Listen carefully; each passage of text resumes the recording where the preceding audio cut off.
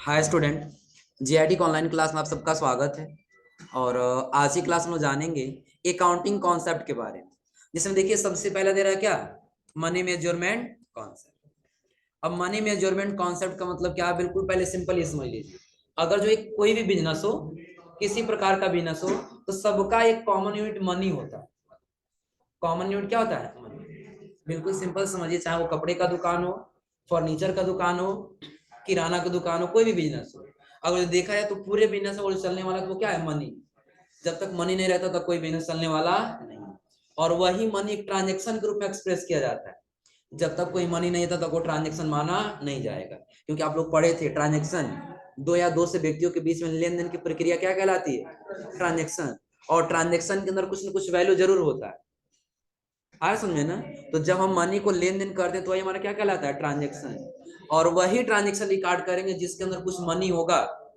जैसे यहाँ पे दिया क्या, सेल्समैन, कोई भी सेल्समैन है, किसी पार्टिकुलर दिन में कितने अमाउंट का गुड सेल करता है, केवल इसी अमाउंट का ही बुक्स ऑफ अकाउंट में रिकॉर्ड करना होगा। हमारा बिजनेस है और हमारे बिजनेस में हम दो सेल्समैन रखे हुए हैं। अब जो दो सेल्समैन हैं वो हमसे कितना सेटिस्फेक्शन, कितना खुश है, ये हमको मायने नहीं रखता। ये तो एंट्री नहीं करने जाएंगे ना। हाँ, वो एक दिन में पार्टिकुलर कितना कमा करके देते हैं अमाउंट, वही हमको एंट्री करना। तो वही हमारा क्या कहलाएगा यहाँ पे? Money measurement concept. इतना क्लियर है ना? बस वही अमाउंट हम एंट्री करेंगे जिसके पीछे क्या हो, कुछ न कुछ वैल्यू हो, कुछ न कुछ मनी हो। वही बुक्स ऑफ अकाउंट में रिकॉर्ड करेंगे। और वही रिकॉर्ड मेंटेन करने की प्रक्रिया हमारी क्या कहलाती है? Money measurement concept. और मनी मेजरमेंट कॉन्सेप्ट बस हम क्या बताए थे? Separate entity concept. अब बताए थे इस कॉन्सेप्ट के अनुसार हम क्या करेंगे, हमेशा दो एंटिटी मानेंगे, एक बिजनेस का अलग एंटिटी और ऑनर का अलग एंटिटी। क्यों? तो ये हम बताया था आपको पिछली क्लास में एक एग्जाम। बिल्कुल सिंपल समझिए कि आपका अगर जो बिजनेस है और बिजनेस का अगर जो आप मान लेते हैं एक ही एंटिटी मान लें, बिजनेस ही एक अलग एंटिटी है और कोई एंटिटी नहीं। और जो बिजनेस का ऑनर भी अगर कुछ खर्च करता है अमाउंट, तो वो किसके अंदर आ जाएगा? बिजनेस के अंदर। लेकिन वही अगर मान लीजिए ये अलग एंटिटी और ये अलग एंटिटी है, तो इसका जो बिजनेस को मैनेज करने में जो खर्च होगा वो एक्सपेंस में चला जाएगा, और जो ऑनर निकाले वो किस में चला जाएगा? ड्राइविंग में चला जाएगा। इतना क्लियर है ना? ये दो चीज हम आपको पिछली क्लास में बताए थे। और अगला दे रहा है क्या, गोइंग कंसर्न।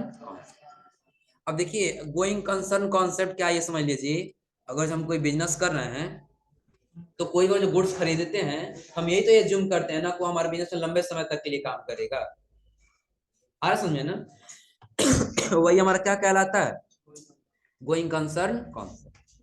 जैसे देखिए आप कह रहा है इस कॉन्सेप्ट के अनुसार हम यह मानकर अकाउंटिंग करेंगे कि हमारा बिजनेस एक लंबे समय तक चलता रहे। कि अगर जो सपोज करिए आज हमको बिजनेस स्टार्ट करना है, हमारे पास कोई लैंड एंड बिल्डिंग्स नहीं है, तो कहीं रेंट पे रहेंगे ना। अब हम वो रेंट पे ये समझ लें कि अगर आज हम बिजनेस करें तो कल हट जाएंगे यहाँ से, तो क्या बिजनेस कर पाएंगे? और जब बिजनेस करें तो हम यही मानेंगे कि हमारा बिजनेस एक लंबे समय तक चलता रहे। तो वही कॉन्सेप्ट हमारा क्या कहलाएगा? Going concern concept. और आ कह रहा है तथा बिजनेस को निकट भविष्य में बंद करने की कोई संभावना नहीं है। अरे कोई नहीं, अगर हम आज यहाँ रेंट पे ले रहे हैं, अगर यहाँ से हटा देंगे हम कहीं और जाकर बिजनेस कर लेंगे, लेकिन हमारा बिजनेस बंद करने की कोई संभावना नहीं। और आगे कह रहा है इसे कंटिन्यू ऑफ एक्टिविटी कॉन्सेप्ट के नाम से भी जाना जाता है। इसका दूसरा नाम क्या है? कंटिन्यू ऑफ एक्टिविटी कॉन्सेप्ट, कि ऐसा कॉन्सेप्ट जो लगातार चलता रहे, कभी बंद ना हो। और अगला कह रहा है जैसे कि यदि कोई कंपनी को किसी प्लांट या मशीनरी को बनाने में लगने वाली लागत को सेम ईयर को ध्यान में रखकर नहीं बनाया जाता। अब सपोज करिए अगर हमारी कंपनी है, अब उसमें हम एक मशीनरी तैयार कर रहे हैं। अब हम ये सोचें कि अगर जिस मशीनरी को बनाने में 10,000 रुपया खर्च लग रहा है तो वो एक ही साल में कंप्लीट हो जाए, तो ये हमारा क्या है? गोइंग कंसर्न कॉन्सेप्ट नहीं है। आगे इसमें कह रहा है कि बल्कि यह एज्यूम करके बनाया जाता है कि इस प्लांट या मशीनरी का प्रयोग बिजनेस द्वारा लंबे समय तक किया जाए। बिल्कुल सिंपल समझिए, एक उदाहरण ले लेते हैं। सपोज करिए हमारा बिजनेस स्टार्ट कर रहे हैं और बिजनेस हम स्टार्ट कर रहे हैं डिस्पोजल एक ग्लास बनाने। उसको बनाने के लिए कुछ मशीनरी चाहिए कि नहीं चाहिए? अब मशीनरी लाने में अगर 1 लाख का खर्च लगे, हम सोचें अगर एक ही साल में अगर हम उसको सारा एज्यूम कर सकें तो नहीं होगा ना। हम यही सोचेंगे ना, और 1 लाख का खरीद रहे हैं कि हमारे बिजनेस में लंबे समय तक के लिए चलेगा, और जब तक हमारा बिजनेस रहेगा तब तक ये प्रॉफिट देगा। तो वही हमारा कौन सा कॉन्सेप्ट कहलाएगा? Going concern concept. कि चाहे हमारा बिजनेस हो या फिर कोई मशीनरी, हम यही एज्यूम करके करेंगे कि यह हमारे बिजनेस में लंबे समय तक के लिए काम करेगा। वो कौन सा कॉन्सेप्ट है? Going concern. और अगला दे रहा है क्या? Cost concept. देखिए इसका दूसरा नाम हिस्टोरिकल कॉस्ट कंसेप्ट होता है। हिस्टोरिकल का मतलब क्या होता है? जैसे सपोज करिए कि अगर जो हम आज कोई गुड्स खरीद रहे हैं अपने बिजनेस के लिए, हम एज्यूम कर लिए कि आज एक कंप्यूटर खरीदे 10,000 रुपए, 2 साल के बाद अगर जो इस कंप्यूटर का रेट थोड़ा सा कम हो जाए, हम उसमें कहेंगे हम 8,000 का खरीदे थे, क्या कहेंगे? 10,000 का ही खरीदे थे। तो वही हमारा कौन सा कॉन्सेप्ट कहलाएगा? हिस्टोरिकल कॉस्ट कॉन्सेप्ट या तो कॉस्ट। जैसे देखिए आप कह रहा है इसे हिस्टोरिकल कॉस्ट कॉन्सेप्ट भी कहा जाता है। इस कॉन्सेप्ट के अनुसार किसी भी एसेट्स को बुक्स ऑफ अकाउंट में उसकी ओरिजिनल कॉस्ट मानकर ही रिकॉर्ड किया जाता है। जो उसका ओरिजिनल कॉस्ट है वही रिकॉर्ड किया जाएगा। अब ऐसा नहीं कि हम 50 का परचेज किए तो 20,000 एंट्री कर देंगे, वो हमारा कोई कॉन्सेप्ट नहीं। जैसे एक एग्जांपल दिया, जैसे कि यदि हमने किसी फर्नीचर को 50,000 में खरीदा है, कोई फर्नीचर बिजनेस के लिए कितना में खरीद ली? 50,000 में।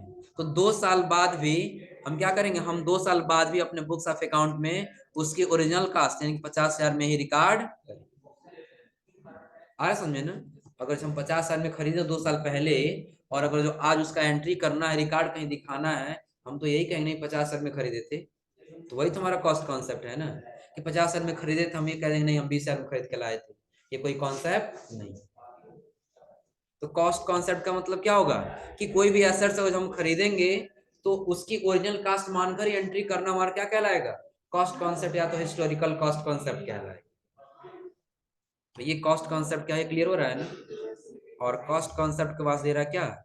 Dual expect concept. और देखिए डुअल एक्सपेक्ट कॉन्सेप्ट क्या है? इसके पहले हम लोग ट्रांजेक्शन में पढ़े थे कि 2 या 2 से अधिक व्यक्तियों के बीच ही ट्रांजेक्शन होता है, सिंगल व्यक्ति कोई ट्रांजेक्शन नहीं कर सकता। जो यहाँ पर दे रहा है, इस कॉन्सेप्ट के अनुसार सभी बिजनेस ट्रांजेक्शन में 2 पक्ष होते हैं, चाहे हम परचेज करें या फिर हम सेल करें। कितने पक्ष होंगे? 2। कौन कौन सा? तो दे रहा है पहला होगा डेबिट का और दूसरा क्रेडिट। और हम परचेज करें या फिर सेल करें तो 2 ही पक्ष होगा, या तो डेबिट या तो क्रेडिट। जो आगे कह रहा है डेबिट पक्ष की टोटल वैल्यू क्रेडिट पक्ष की टोटल वैल्यू के बराबर होती है। जो डेबिट पक्ष का वैल्यू होगा वो क्रेडिट पक्ष के वैल्यू के क्या होगा? बराबर। इसे बिल्कुल एज्यूम करिए कि अभी आप चले गए पडरौना में किसी दुकान पे कोई गुड्स खरीदने के लिए, आ रहा समझ में ना? सपोज करिए अभी आप चले जाइए किसी स्टेशनरी के दुकान पे, स्टेशनरी शॉप पे चले जाइए, और वहां पे आप 10 रुपए वाला कोई एक पेन खरीद लीजिए। कितने रुपए वाला? 10 रुपए वाला। आप 10 रुपए उसको दे दीजिए, और यदि वो आपको 5 रुपए का पेन देगा तो क्या आप एक्सेप्ट करेंगे?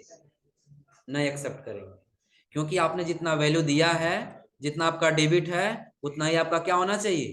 क्रेडिट होना चाहिए। आ रहा समझ में ना? तो ये हमेशा दोनों पक्ष की वैल्यू क्या होता है? बराबर होता है। जैसे एक एग्जांपल दिया है यहाँ पे, when we purchase goods for cash, कि जैसे हम ले लेते हैं कि हम क्या किए?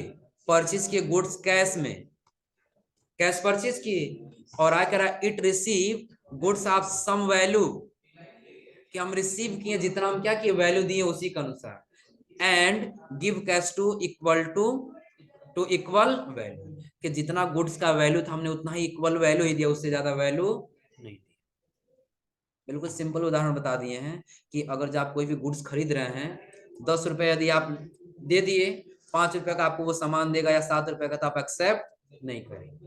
आप अगर जो 7 रुपए का 10 रुपए का कोई सामान ले लिए और यदि आप 7 रुपए देंगे तो एक्सेप्ट नहीं करेंगे, क्योंकि जितना डेबिट उतना ही क्या होना चाहिए? क्रेडिट होना चाहिए। इतना क्लियर है ना? और इसके बाद अगला आता है क्या? पीरियोडिसिटी। अब देखिए ये पीरियोडिसिटी कॉन्सेप्ट क्या है, तो बस इतना समझिए कि जो भी हम लोग क्या करते हैं, हमारा एक बिजनेस है ना, तो बिजनेस में एक रिपोर्ट तैयार करना ही हमारा पीरियोडिसिटी कॉन्सेप्ट कहलाता है। रिपोर्ट तैयार करना, क्योंकि रिपोर्ट नहीं तैयार करेंगे तो हमारे बिजनेस का कोई पोजीशन पता नहीं चलेगा। अब वही यहाँ कह रहा है, इसे टाइम इंटरवल कॉन्सेप्ट भी कहा जाता है।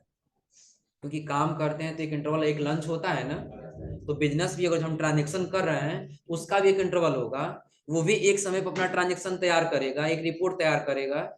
जैसे आगे कह रहा है, जिसके अनुसार सभी बिजनेस इंटरप्राइजेज को एक निर्धारित समय अंतराल के बाद फाइनेंशियल स्टेटमेंट तैयार करना होता है।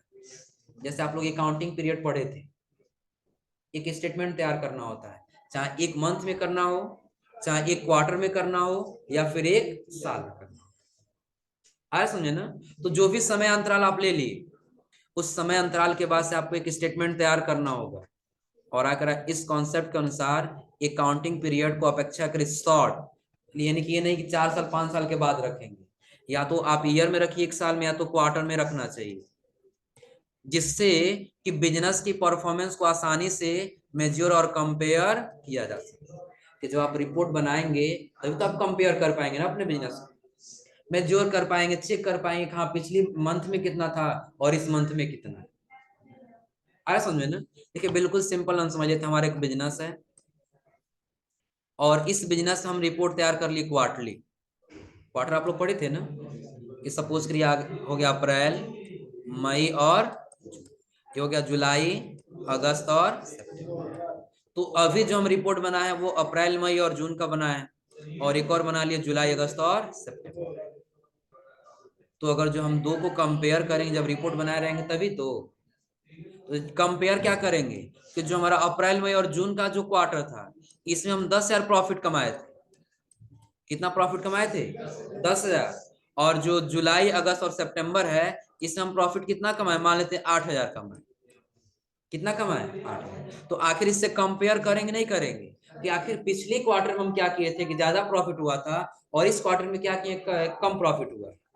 तभी तो अगले आने वाले क्वार्टर हम उसको परफॉर्मेंस बेहतर दे पाएंगे। तो वही हमारा कॉन्सेप्ट क्या कहलाएगा? प्रोडिसिटी। कितना क्लियर है ना? तो अभी हमने आपको कितना कॉन्सेप्ट बताया? सबसे पहले हम आपको बताएं मनी मेजरमेंट कॉन्सेप्ट, कि वही ट्रांजेक्शन आप रिकॉर्ड करेंगे जिसके बीच कोई मनी इन्वॉल्व होगा। जहां मनी इन्वॉल्व नहीं है वहां एंट्री नहीं करना। वही क्या कहलाएगा? Money measurement. Separate entity concept क्या है कि आप अगर जो बिजनेस में ट्रांजेक्शन कर रहे हैं तो दो एंटिटी मानकर ही एंट्री करेंगे। आ रहा समझ में ना? और उसके बाद हम बताएं क्या, गोइंग कंसर्न कॉन्सेप्ट, कि अगर जो हमारा कोई बिजनेस या कोई एसेट्स है, हम ये एज्यूम करेंगे हमारे बिजनेस में लंबे समय तक के लिए काम करेंगे। और उसका बताएं क्या, कॉस्ट। कोई भी अगर जो वस्तु खरीद लिए हैं और कभी भी उसका उसका एंट्री करना है, उसका ओरिजिनल कास्ट मानकर ही एंट्री करेंगे। और अगला बताएं क्या, dual expect concept. Dual expect concept में क्या होगा, इसमें दो पक्ष होंगे, पहला डेबिट और दूसरा क्रेडिट। और उसके बाद हम बताएं क्या, प्रोडिसिटी कॉन्सेप्ट, कि अगर जो कोई भी बिजनेस है तो एक निश्चित समय अंतराल के बाद रिपोर्ट तैयार करना होगा, स्टेटमेंट तैयार करना होगा, तो वो किसका कॉन्सेप्ट है? प्रोडिसिटी कॉन्सेप्ट। इतना क्लियर है ना? और प्रोडिसिटी के बाद अगला आता है क्या, objective evidence concept. Evidence concept का मतलब क्या है, देखिए कोई भी ट्रांजेक्शन अगर हम लोग करते हैं ना, तो वो ट्रांजेक्शन क्या होना चाहिए, कि एविडेंस के रूप में होना चाहिए। किसके रूप में होना चाहिए? एविडेंस। जैसे सपोज करिए कि अगर जो हम कोई इलेक्ट्रॉनिक्स गुड्स परचेज कर रहे हैं, चले गए किसी शॉप पे, और हम क्या किए, एक एलसीडी,